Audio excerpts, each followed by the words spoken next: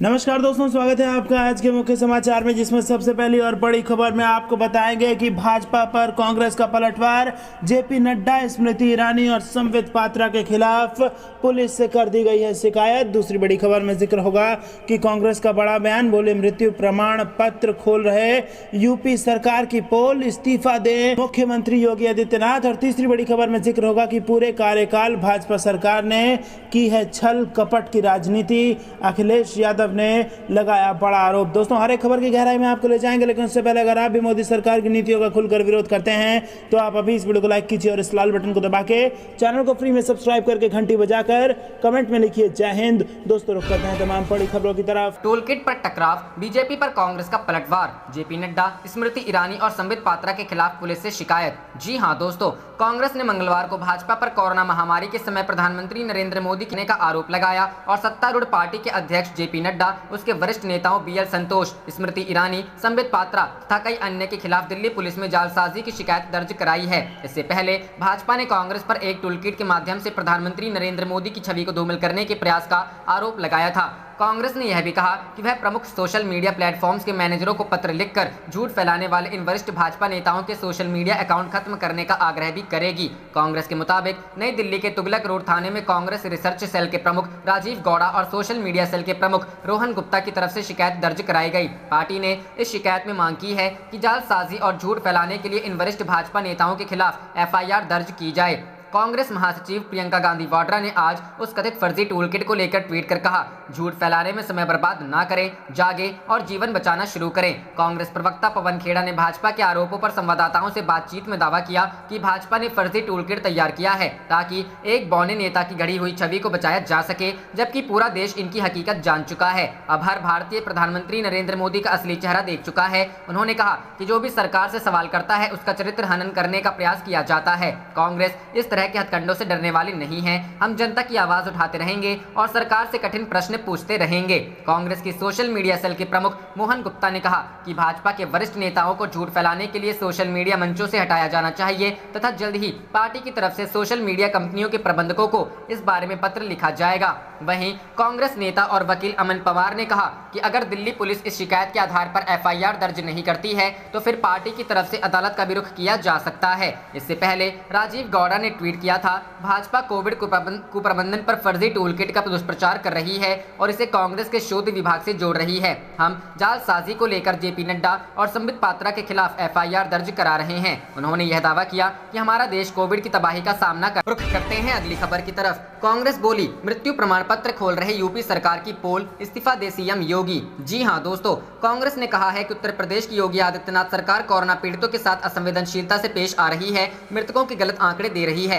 इसलिए मुख्यमंत्री योगी आदित्यनाथ को नैतिकता के आधार पर तत्काल इस्तीफा देना चाहिए। कांग्रेस प्रवक्ता सुप्रिया श्रीनेत और उत्तर प्रदेश विधानसभा में कांग्रेस की नेता अनुराधा मिश्रा ने मंगलवार को पत्रकार वार्ता में कहा कि राज्य में पवित्र गंगा और यमुना नदियों में लोग कोरोना मृतकों के शव बहाने को मजबूर हैं। राज्य सरकार सिर्फ गलत आंकड़े देने का खेल कर रही है, इसलिए मुख्यमंत्री इस्तीफा दें, अन्यथा राज्यपाल उन्हें बर्खास्त करे। उन्होंने केंद्र तथा राज्य की भारतीय जनता पार्टी सरकार पर मिलीभगत से कोरोना मृतकों के आंकड़े छिपाने का आरोप लगाया और कहा कि महामारी से होने वाली मौत के आंकड़े गलत देने के इस खेल को तत्काल बंद किया जाना चाहिए। उत्तर प्रदेश में किस तरह से गलत आंकड़े दिए जा रहे हैं, इसका उदाहरण देते हुए उन्होंने कहा कि सरकार कहती है कि पिछले एक साल में राजधानी लखनऊ है 2268 लोगों की मृत्यु हुई है, जबकि 1 अप्रैल से 15 मई तक 7890 मृत्यु प्रमाण पत्र जारी हुए, जबकि 15 फरवरी से 31 मार्च तक 5970 मृत्यु प्रमाण पत्र जारी हुए हैं। उन्होंने सवाल किया कि पिछले 2 माह के दौरान लखनऊ में 2000 अतिरिक्त मृत्यु प्रमाण क्यों जारी हुए हैं। उन्होंने कहा कि कोरोना से हो रही मौतें सारे रिकॉर्ड तोड़ रही है, लेकिन सरकार इसे मानने को तैयार नहीं है। उनका कहना था, केंद्र सरकार और राज्य सरकार आंकड़ों में मिलीभगत क्यों कर रही है और इससे इसको फायदा नहीं होगा, इसलिए आंकड़े छुपाने का खेल बंद होना चाहिए। विधायक दल के नेता ने कहा कि लखनऊ में लोगों को अस्पतालों में कोरोना मरीजों की भर्ती करने के लिए जगह नहीं मिल रही और बड़ी संख्या में लोग दम तोड़ रहे हैं, लेकिन सरकार कोरोना से होने वाली ज्यादा मौतों को छिपा रही है और उन्हें सामान्य बता रही है। उनका कहना था कि लखनऊ के बैकुंठ धाम में 3 दिन दिन रात शवों को जलाया जा रहा है, फिर भी सरकार कहती है कि कोरोना से लोग नहीं मर रही है। रुख करते हैं अगली खबर की तरफ। पूरे कार्यकाल भाजपा सारने की छल कपट की राजनीति, अखिलेश। जी हां दोस्तों, समाजवादी पार्टी के राष्ट्रीय अध्यक्ष अखिलेश यादव ने कहा है कि भाजपा सरकार ने तय कर लिया है कि वह असत्य के सिवा कुछ नहीं बोलेगी और अपने पूरे कार्यकाल में छल कपट की राजनीति के अलावा कुछ नहीं करेगी। अखिलेश यादव ने मंगलवार को जारी बयान में कहा कि भाजपा सरकार जानबूझकर किसानों को एमएसपी का लाभ नहीं देना चाहती है। गेहूं खरीद में भी ऑनलाइन रजिस्ट्रेशन की व्यवस्था लागू कर दी गई है। गाँव के किसानों को परेशानी में फंसाए रखने की यह भाजपाई साजिश का हिस्सा है। रजिस्ट्रेशन के बाद गेहूं का सैंपल पास कराना होता है, तब भी क्रय केंद्रों में धांधली के कारण एमएसपी पर बिक्री नहीं होती है। अखिलेश ने कहा कि किसान इतना बेबस कभी नहीं हुआ जितना भाजपा राज में है। भाजपा की प्राथमिकता में दूर दूर तक नहीं कभी नहीं रहा। किसान का शोषण नहीं रुका तो वह इसका जवाब अवश्य देंगे। इस बार किसानों की मार से भाजपा बच नहीं सकती। बिजली महंगी करने पर भाजपा सरकार आमदा है। किसान घोर मुश्किल में फंसा है। किसानों के ऊपर तिहरी मार पड़ रही है। किसानों पर कोरोना का कहर टूट पड़ा है। उच्च न्यायालय को कहना पड़ा कि गाँव में चिकित्सा व्यवस्था राम भरोसे है। महंगाई के कारण खेती के कार्यों में बाधा उत्पन्न हो गई है तथा उसकी फसल की लूट रुक नहीं रही है। रुख करते हैं अगली खबर की तरफ। दिल्ली हाईकोर्ट की सख्त टिप्पणी, आराम गाहों में रह रहे सरकारी अधिकारी कोविड-19 के हालात से बेखबर, भगवान इस देश को बचाए। जी हां दोस्तों, दिल्ली हाईकोर्ट ने मंगलवार को कहा कि कोविड-19 ने एक भी परिवार को नहीं बख्शा है और तब भी केंद्र सरकार के अधिकारी जमीनी हद से बेखबर अपनी आराम गाहों में रह रहे हैं। हाईकोर्ट ने कहा कि भारत में स्पुतनिक वी वैक्सीन के उत्पादन से देश को टीकों की कमी को दूर करने का एक अवसर मिल रहा है। जस्टिस मनमोहन और जस्टिस नवीन चावला ने महामारी के हालात से निपटने को लेकर केंद्र से नाराजगी जताते हुए कहा कि भगवान इस देश को बचाए। बेंच ने कहा कि स्पुतनिक वी वैक्सीन के उत्पादन के लिए पैनासिया बायोटेक की रशियन डायरेक्ट इन्वेस्टमेंट फंड के साथ साझेदारी को इस अवसर के रूप में देखा जाना चाहिए कि यहां इसका उपयोग हो और ऐसे मामलों में उच्च अधिकारियों से 30 मिनट के भीतर निर्देश प्राप्त किए जाएं। बेंच ने कहा कि जब सरकार के पास लाखों टीकों की डोज प्राप्त करने का अवसर है तब भी कोई दिमाग नहीं लगा रहा, जबकि सरकार को इसे एक अवसर के तौर पर अपनाना चाहिए। बेंच ने कहा कि अन्यथा मौत होती रहेंगी। हर दिन सभी अदालतें आपसे नाराजगी जता रही हैं और तब भी आप नहीं जाग रहे। उन्होंने कहा कि कौन सा नौकरशाह आपको निर्देश दे रहा है, क्या उसे हालात की जानकारी नहीं है? भगवान देश को बचाएं। बेंच ने कहा कि क्या आपका अफसर देश में इतनी बड़ी संख्या में हो रही मौतों को नहीं देख पा रहा? टीकों की भी कमी है। आपके मुवक्किल को हालात की जानकारी नहीं है। इस मुद्दे पर केंद्र के रुख की आलोचना करते हुए बेंच ने कहा कि आपके पास टीकों की कितनी कमी है और आप इस पर ध्यान नहीं दे रहे। यह आपके लिए अवसर हो सकता है। इतने नकारात्मक मत होइए। यह आग भड़काने जैसा है और किसी को कोई फिक्र नहीं है। अदालत ने दिल्ली की पैनासिया बायोटेक की याचिका पर सुनवाई करते हुए ये टिप्पणियां की। रुख करते हैं अगली खबर की तरफ। बंगाल में 5 दशक बाद विधान परिषद बहाल करने में जुटी ममता बनर्जी, मोदी सरकार पर नजर। जी हां दोस्तों, पश्चिम बंगाल में 5 दशक के बाद एक बार फिर से विधान परिषद का गठन किया जा रहा है। टीएमसी प्रमुख व मुख्यमंत्री ममता बनर्जी ने सोमवार को कैबिनेट की बैठक में विधान परिषद बनाने के चुनावी वादे को मंजूरी दे दी। इसे अब राज्यपाल के पास मंजूरी के लिए भेजा जाएगा, जिसके बाद विधानसभा से पारित कराकर राज्य सरकार यह प्रस्ताव संसद की स्वीकृति हेतु केंद्र सरकार के पास भेजेगी। ऐसे में अगर केंद्र की मोदी सरकार इसे मंजूरी नहीं देती है तो बंगाल की ममता सरकार के साथ टकराव की स्थिति बन सकती है। बता दें कि ममता बनर्जी हाल ही में संपन्न पश्चिम बंगाल विधानसभा चुनावों के दौरान कई नेताओं को उम्र की वजह से टिकट सूची से बाहर रखा था, जिन्हें विधान परिषद सदस्य बनाए जाने का वादा किया था।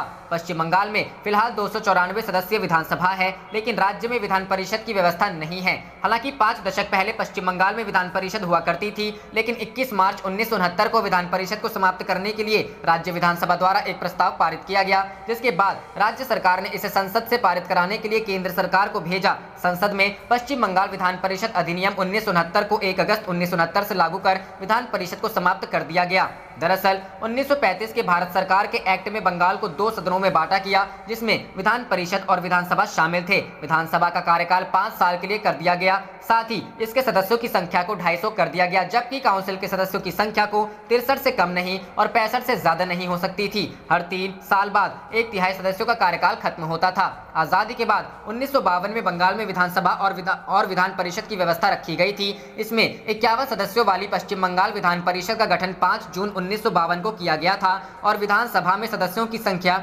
एंग्लो इंडियन कम्युनिटी के 2 मनोनीत सदस्य शामिल थे। इसके बाद 21 मार्च 1969 में बंगाल से विधान परिषद को खत्म कर दिया गया। हालांकि ममता बनर्जी ने पश्चिम बंगाल की सत्ता में आते ही साल 2011 में विधान परिषद को दोबारा से गठन करने की योजना बनाई। विधान परिषद के गठन के संबंध में सुझाव देने हेतु तत्कालीन उद्योग मंत्री पार्थ चटर्जी की अध्यक्षता में विशेष समिति गठित की गई थी, जिसमें 9 सदस्य सत्ताधारी दल के और 6 सदस्य विपक्षी दल के थे। इस समिति इस समिति का कार्य राज्य में विधान परिषद के गठन का निर्णय लेना था, जिसे 15 साल के बाद ममता सरकार अमली जामा पहनाने के लिए कैबिनेट से मंजूरी दी है। इस प्रस्ताव को राज्यपाल के पास भेजा जाएगा और उनकी मंजूरी के बाद इसे राज्य विधानसभा के पास भेजा जाएगा। विधानसभा से पास होने के बाद संसद से पारित कराने के लिए केंद्र सरकार को भेजा जाए। रुख करते हैं अगली खबर की तरफ। अखिलेश शिवपाल हाथ मिला लें तो मुलायम बेल्ट में बीजेपी के लिए खड़ी कर सकते हैं चुनौती। जी हां दोस्तों, उत्तर प्रदेश के जिला पंचायत अध्यक्ष की कुर्सी पर काबिज होने के लिए जोड़तोड़ शुरू हो गई है। इटावा में यादव परिवार की प्रतिष्ठा बचाने के लिए सपा प्रमुख अखिलेश यादव और उनके चाचा प्रगतिशील समाजवादी पार्टी के अध्यक्ष शिवपाल यादव के हाथ मिलाने का फॉर्मूला बीजेपी को रोकने में हिट रहा है। ऐसे ही अगर जिला पंचायत अध्यक्ष पद के चुनाव में भी चाचा भतीजे तालमेल जारी रखते हैं तो मुलायम बेल्ट में बीजेपी को रोकने में कामयाब हो सकते हैं। पंचायत चुनाव के नतीजों ने अखिलेश शिवपाल के करीब आने के संकेत दे दिए हैं, जिसकी बुनियाद पर 2022 की सियासी पटकथा भी लिखी जा सकती है। सूबे में जिला पंचायत अध्यक्ष चुनाव में अपनों को जिताने की होड़ में एक बार फिर चाचा भतीजे का अघोषित तालमेल दूसरे दलों के लिए मुलायम बेल्ट में चुनौती बन सकता है। ऐसे ही अखिलेश यादव और आरएलडी उपाध्यक्ष जयंत चौधरी का गठजोड़ ने पश्चिमी यूपी में बीजेपी के लिए परेशानी खड़ी कर सकता है। वहीं पूर्वांचल के इलाके में निर्दलीय काफी अहम भूमिका में है, जिन्हें साधने में जो कामयाब होगा उसी का जिला पंचायत अध्यक्ष और ब्लॉक प्रमुख के पद पर कब्जा होगा। ऐसे बीजेपी को मात दे सकते हैं चाचा भतीजे। जिला पंचायत अध्यक्ष और ब्लॉक प्रमुख चुनाव में सत्ताधारी बीजेपी और सपा के बीच कांटे का मुकाबला होने की संभावना दिख रही है। सूबे में कई जिलों में निर्दलीय ही निर्णायक स्थिति में हैं, जिनमें शिवपाल यादव के काफी समर्थक भी जीतकर आए हैं।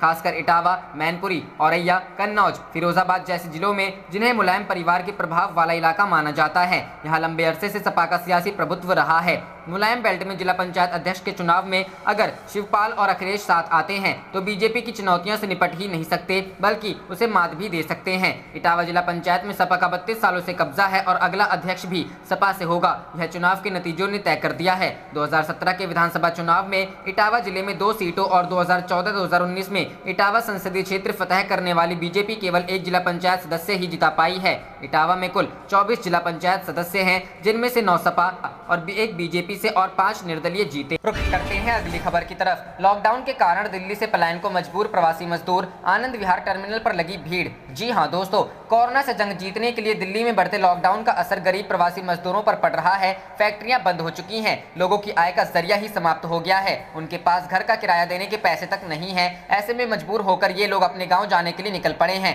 आज दिल्ली के आनंद विहार टर्मिनल पर ऐसे लोगों की भीड़ है जो मजबूरन आर्थिक तंगी के कारण इस कोरोना काल में अपने अपने गाँव को निकल पड़े हैं। प्रवासी कामगार राम जी कहते हैं कि मैं आराम में अपने घर वापस जा रहा हूं, कंपनी बंद है, हम कितने दिन भूखे रहेंगे, इसलिए मैंने सोचा कि वापस चला जाऊं। मेरी मां की भी घर पर हालत गंभीर है। बता दें कि दिल्ली में कोरोना संक्रमण दर लॉकडाउन लगाने के बाद से काबू में आती दिख रही है, लेकिन अब भी सक्रिय मरीजों की संख्या को कम करना बहुत जरूरी है। ऐसे में सरकार ने लॉकडाउन को 24 मई तक के लिए बढ़ा दिया है। 20 अप्रैल के बाद से दिल्ली में बढ़ाया जा रहा है, जिसके कारण प्रवासी मजदूर की आजीविका बंद हो गई है। दिल्ली में 5 अप्रैल के बाद पहली बार संक्रमित केस में भारी गिरावट दर्ज की गई है। दिल्ली सरकार के आंकड़े के अनुसार सोमवार को 4524 नए केस सामने आए हैं। दिल्ली सरकार के मुताबिक रिकवरी में भी वृद्धि हुई है। मालूम हो कि राजधानी में पॉजिटिविटी रेट घटकर 8% पहुंच गया है। रुख करते हैं अगली खबर की तरफ। लॉकडाउन से परेशान व्यापारियों ने हाथ में थाली कटोरा लेकर किया प्रदर्शन। जी हां दोस्तों, हरिद्वार के व्यापारियों ने अपने ही सरकार से राहत की मांग करने के लिए हाथ में थाली कटोरा लेकर भीख मांगते हुए प्रदर्शन किया। व्यापारियों ने सरकार से व्यापारियों को राहत देने की मांग की है। व्यापारियों का कहना है कि लंबे समय से कोरोना संक्रमण के चलते लगे लॉकडाउन से उनका व्यापार बिल्कुल चौपट हो गया है, मगर सरकार व्यापारियों के बारे में सोचने को तैयार नहीं है और जनप्रतिनिधि भी व्यापारियों के साथ खड़े नहीं हो रहे हैं। आखिर व्यापारी जाए तो जाए कहां? व्यापारियों ने हर की पौड़ी पर सांकेतिक रूप से भीख मांगकर अपनी पीड़ा और आक्रोश व्यक्त किया है। अभी भी अगर सुनवाई नहीं हुई तो आगे प्रदर्शन जारी रहेगा। प्रांतीय उद्योग व्यापार मंडल के जिला अध्यक्ष संजय त्रिवाल का कहना है कि आज पीएम मोदी के राज में हर की पौड़ी पर संजय पुल पर भीख मांगने का कार्य किया है, मगर हमें भीख नहीं मिलती नजर आई। आज भी खाली हाथ ही लौटना पड़ रहा है। यह मोदी जी की सरकार में व्यापारियों के अच्छे दिन चल रहे हैं। सरकार कोई राहत या पैकेज नहीं दे रही है और न ही व्यापारियों की सुध ले रही है। उन्होंने कहा कि सरकार लॉकडाउन पर लॉकडाउन लगाई जा रही है, सारे टैक्स व्यापारी देता है, मगर आज जब व्यापारी के परिवार, रोजगार और व्यापारी संकट में है तो सरकार व्यापारियों के साथ कहीं भी खड़ी नजर नहीं आ रही है। सरकार नहीं जागती है, सरकार नहीं जागती है तो इससे भी बड़ा और बुरा आंदोलन करेंगे, क्योंकि व्यापारी तो मर चुका है। पिछले साल कोई राहत नहीं दी और न ही कोई जनप्रतिनिधि व्यापारियों की सुनने के लिए सामने आया है। उन्होंने कहा कि हमारी दुकानें बंद करवा दी, व्यापारियों को 2 भागों में बांट दिया गया, कुछ की दुकानें खुली हैं और कुछ की बंद करवा दी गई है। हम कोविड गाइडलाइन के अनुसार कार्य करने के लिए तैयार हैं। हम अपने परिवार का पेट कहां से भरे? जब तक व्यापारियों को कोई राहत नहीं मिल जाती है हमारा प्रदर्शन ही जारी रहे। रुख करते हैं अगली खबर की तरफ। सुरजेवाला ने पेट्रोल डीजल की कीमतों में बढ़ोतरी को लेकर मोदी सरकार पर साधा निशाना। जी हां दोस्तों, कांग्रेस ने पेट्रोल एवं डीजल की कीमतों में बढ़ोतरी को लेकर सोमवार को केंद्र सरकार पर निशाना साधा और आरोप लगाया कि यह सरकार कोरोना की मार झेल रही जनता को राहत देने की बजाय कर का बोझ लाद रही है। पार्टी के मुख्य प्रवक्ता रणदीप सुरजेवाला ने ट्वीट किया, कोरोना की मार झेल रहे आम लोगों की सरकार कोई राहत देने की बजाय कर का बोझ लाद रही है, जन लूट सरकार। मोदी सरकार ने पिछले 1 साल में पेट्रोल 22.9 रुपए व डीजल 20.93 रुपए बढ़ाया है। उन्होंने दावा किया, पेट्रोल की कीमतों में केवल 37.32% व डीजल में 44.03% आधार मूल्य है, बाकी टैक्स, मुनाफा और कमीशन है। गौरतलब है कि पेट्रोल के मूल्य में रविवार को 24 पैसे लीटर जबकि डीजल में 27 पैसे प्रति लीटर की वृद्धि की गई। इस वृद्धि के साथ देश के विभिन्न भागों में पेट्रोल रिकॉर्ड स्तर पर पहुंच गया है, जबकि मुंबई में यह 99 रुपए लीटर के लगभग चला गया है। सार्वजनिक क्षेत्र की खुदरा ईंधन कंपनियों की अधिसूचना के अनुसार इस वृद्धि के साथ दिल्ली में पेट्रोल 92.58 रुपए लीटर और डीजल की कीमत 83.22 रुपए लीटर हो गई है। रुख करते हैं अगली खबर की तरफ। राम भरोसे है यूपी की स्वास्थ्य सेवाएं, तल्ख टिप्पणी के बाद हाईकोर्ट ने योगी सरकार को दिए ये सुझाव। जी हां दोस्तों, उत्तर प्रदेश के गांवों, कस्बों और छोटे शहरों में स्वास्थ्य सेवाएं राम भरोसे है, यह तल्ख टिप्पणी इलाहाबाद हाईकोर्ट ने की है। दरअसल मेरठ के जिला अस्पताल से एक मरीज के लापता होने पर हाईकोर्ट ने सोमवार को तल्ख टिप्पणी करते हुए कहा कि यदि मेरठ जैसे शहर के मेडिकल कॉलेज में इलाज का यह हाल है तो छोटे शहरों और गाँव के संबंध में राज्य की संपूर्ण चिकित्सा व्यवस्था राम भरोसे ही कही जा सकती है। न्यायमूर्ति सिद्धार्थ वर्मा और न्यायमूर्ति अजीत कुमार की पीठ ने राज्य में कोरोना वायरस के प्रसार को लेकर दायर एक जनहित याचिका पर सुनवाई करते हुए यह टिप्पणी करने का काम किया।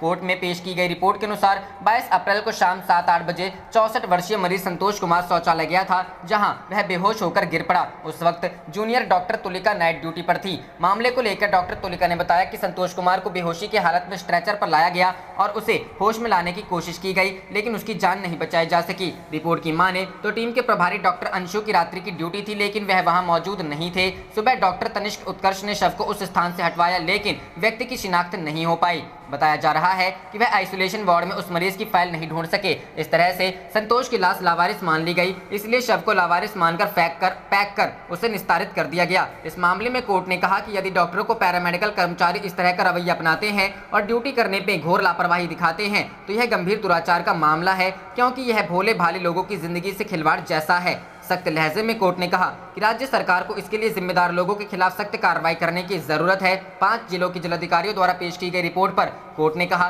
कि हमें कहने में संकोच नहीं है कि शहरी इलाकों में स्वास्थ्य ढांचा बिल्कुल अपर्याप्त है और गांवों के सामुदायिक स्वास्थ्य केंद्रों में जीवन रक्षक उपकरणों की एक तरह से कमी है। कोर्ट ने ग्रामीण आबादी की जांच बढ़ाने और उसमें सुधार लाने का राज्य सरकार को निर्देश दिया और साथ ही पर्याप्त स्वास्थ्य सुविधाएं उपलब्ध कराने को कहा।